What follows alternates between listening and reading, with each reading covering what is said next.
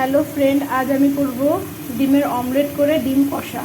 দেখো, ডিমের অমলেট করে ভেজে রেখেছি আর এখানে মশলাটা কষাচ্ছি।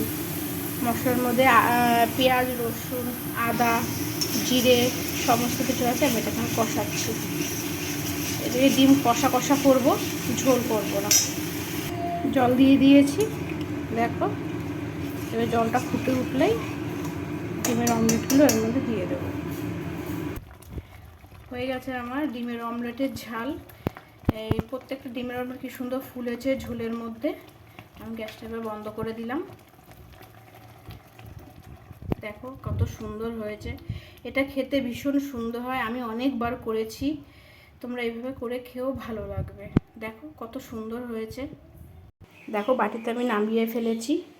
কত সুন্দর হয়েছে দেখতে। ডিমের অমলেট খুব সুন্দর ফুলেছে।